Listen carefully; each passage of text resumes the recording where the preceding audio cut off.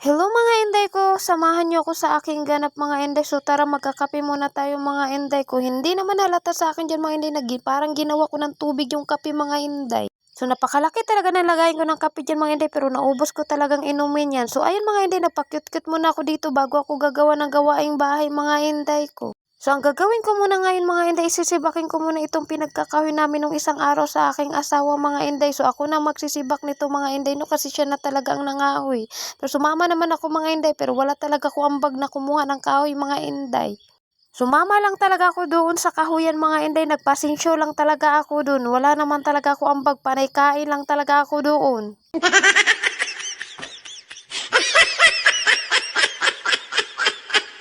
Ganyan talaga ako mga inday, pagkasama ko talaga ang aking asawa mga inday, mahilig talagang magpa-baby. Kunyari hindi ko kaya, pero pag wala naman siya, kaya ko naman lahat ng gawain ng bahay mga inday.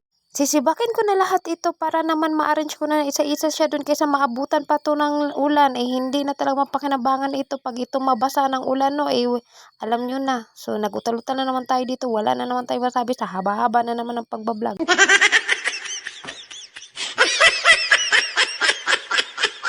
So pinapas forward ko na to mga inday no, para naman hindi mahaba ang aking pagbibideo. Nakakatamad talaga pag mahaba ang video, baka hindi nyo tatapusin. Sana naman ay tapusin ninyo naman, parang awa nyo na.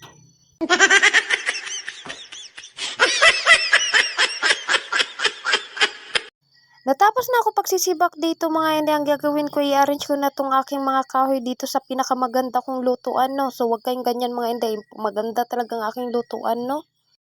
Pinagkakot-hakot ko na dyan yung pinuputol-putol ko ng mga kahoy mga inday para hindi na tumabasa, kasi andyan na naman yung mga kulimlim-kulimlim, tapos mamaya hindi naman matutuloy ang ulan. So ako nang gumawa dyan ng gawain ng mga kahoy mga inday no, hindi na ako nagpatulong kay Bibi kasi siya na yung nagwawalis dyan, tsaka wawalisin ko rin yung kalat ko dyan mga inday no, kasi siya na nga ang naglinis, nagkalat-kalat pa ako dyan.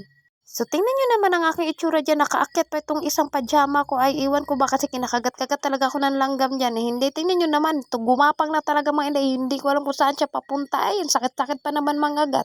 So ayan, matatapos na talaga ako sa paglalagay. Ang gagawin ko dyan ay akin ang wawalisin tong aking kalat kasi ako'y nahihiya kay Bibi, siya pa naman talaga yung nagwawalis na dito, tapos nagkakalat ako ulit.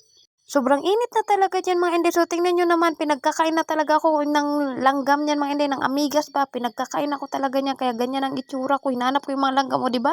Kakatikatin ako niyan, o. Mura na akong basta yun na yun.